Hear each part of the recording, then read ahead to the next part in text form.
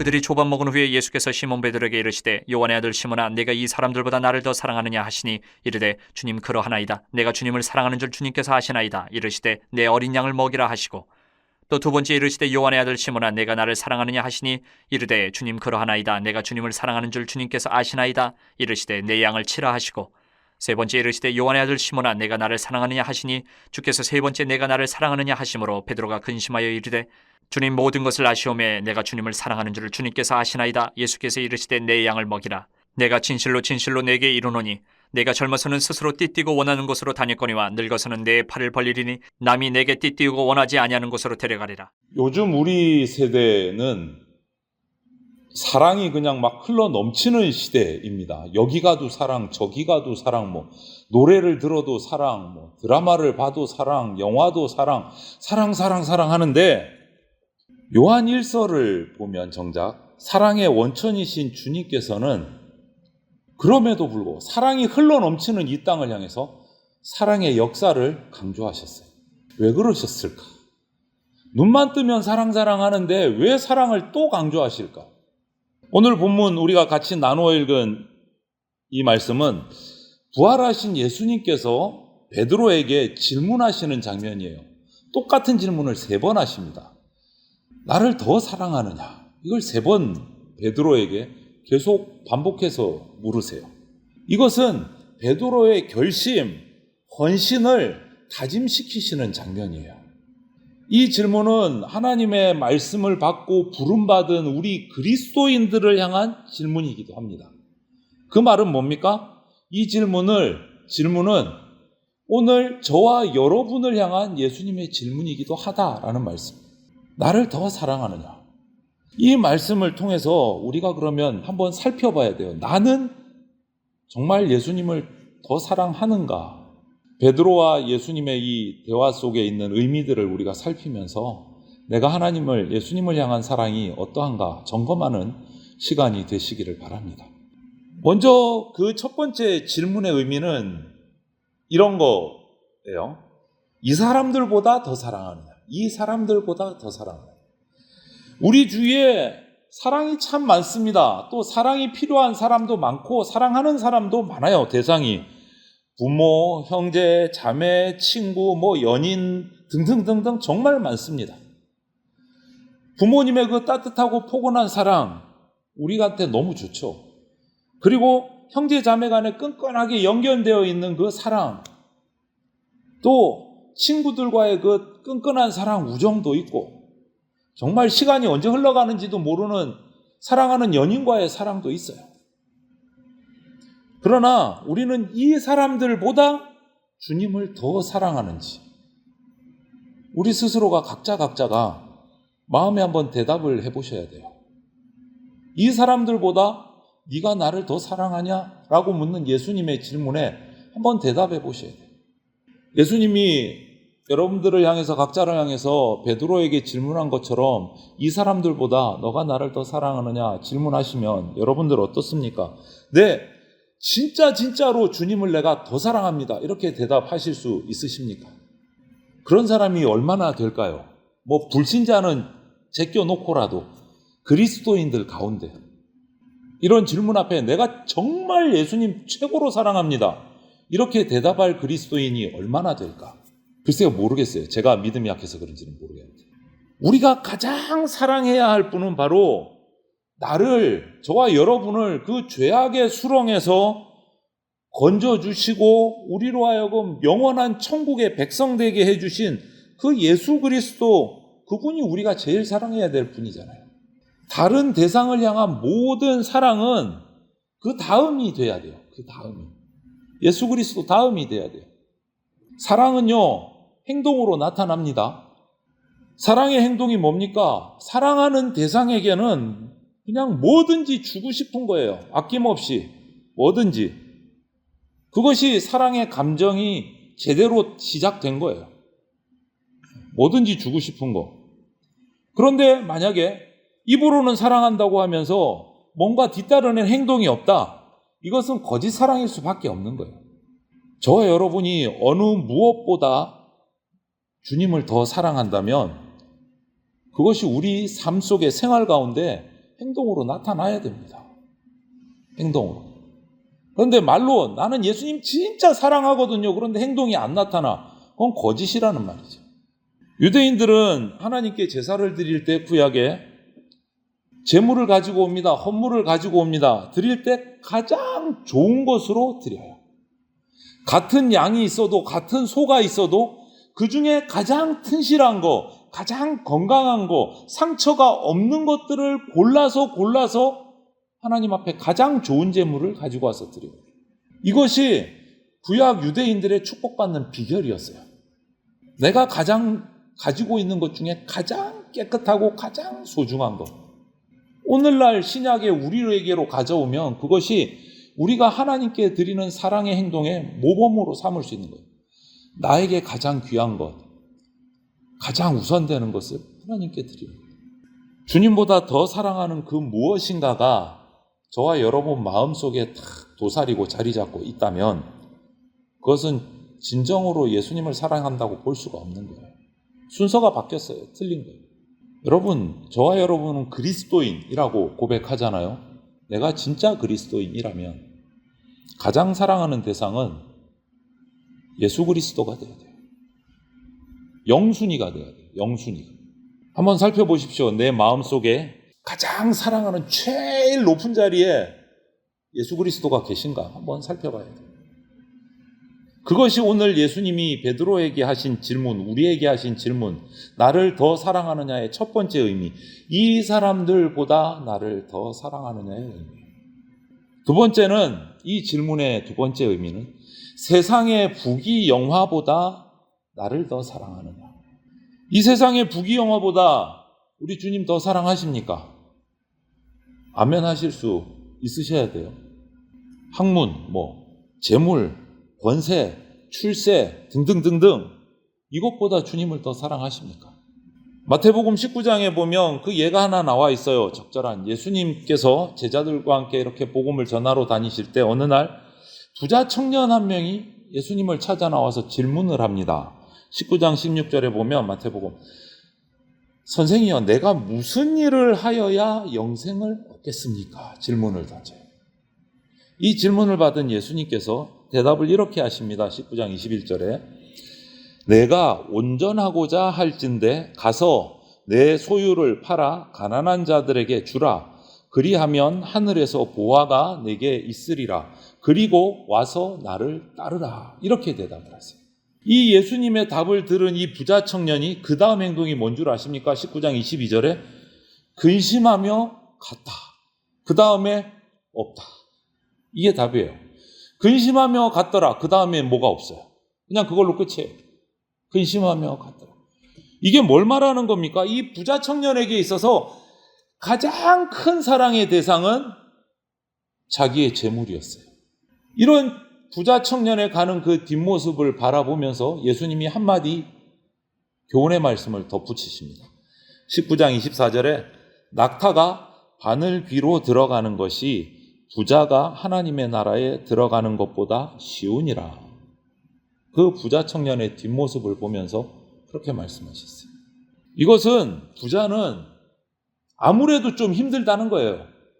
인간적인 욕심이 있어서 주님보다는 재물을 더 사랑할 상황이 더 크다. 그렇기 때문에 이런 말씀을 하신 거예요.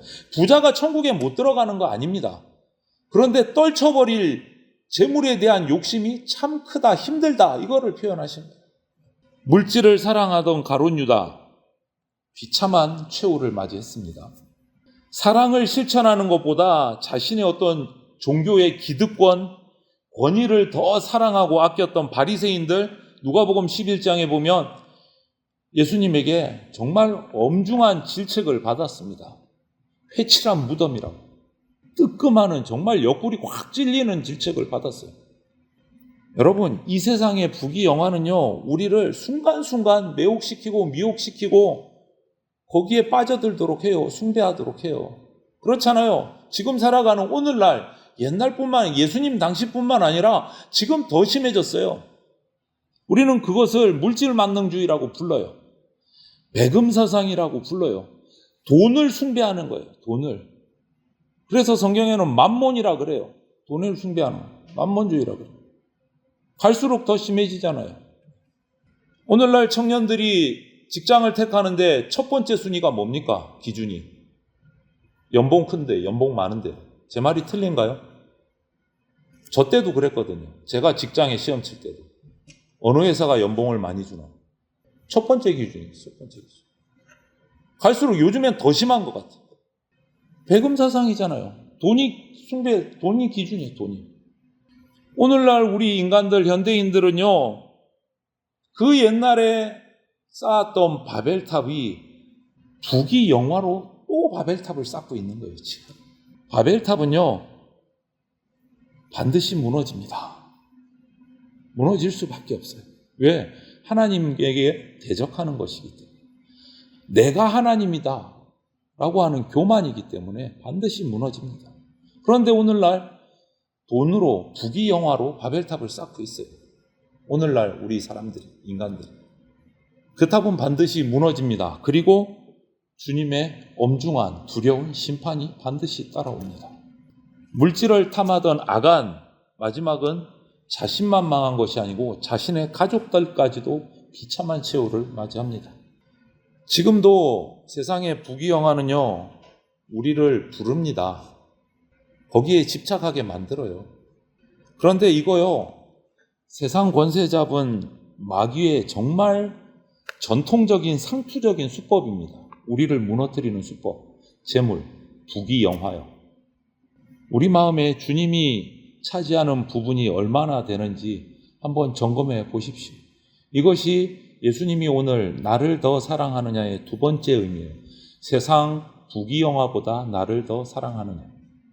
그 다음 한 가지 더 의미를 찾아보자면 너의 생명보다 더 사랑하느냐라는 질문이에요. 주님께서는 다시 우리에게 너의 하나밖에 없는 생명보다 나를 더 사랑하느냐 이렇게 물으십니다. 초대교회의 많은 증인들, 성도들, 순교자들 자기 생명보다 주님을 더 사랑했기 때문에 순교의 자리에서 그냥 제물로 드려졌어요. 그것으로 예수님을 향한 자신의 사랑을 나타냈어요. 증명했어요. 자기 목숨을 드리는 거예요. 주님을 따르는 우리에게 이런 죽음을 각오한 헌신, 신앙의 자세가 필요합니다. 예수님은 그거 요구하시는 거예요. 나를 더 사랑하느냐? 이 질문에는. 여러분, 기독교의 역사는 많은 신학자들이 이렇게 표현합니다. 피와 죽음의 역사다. 기독교의 역사는 피와 죽음의 역사다. 좀 섬뜩하지 않습니까, 여러분? 많은 순교자의 피로 인해서 이 성경 말씀이 보존됐습니다. 지켜졌습니다. 사라지지 않고. 예수 그리스도의 이름이 죽음을 무릅쓴 많은 증인들에 의해서 오늘 우리들에게까지 전파됐어요. 그래서 기독교의 역사는 피와 죽음의 역사다라고 표현하는 거예요. 우리가 속한 재건교회 역시 순교자 또 핍박을 받은 고난의 신앙의 선배들을 통해서 지금 교회가 지금까지 이어져 왔어요. 피와 죽음의 역사예요. 피와 죽음의 역사. 우리 성도님 한 분은 제가 드린 우리 순교자 전도사님의 책을 읽고서는 막 감동을 하셔가지고 저한테 은혜 받았다고 책을 읽고 나서 그렇게 얘기를 하시더라고요. 박희음 선생. 우리에게도 순교자들이 많이 있습니다.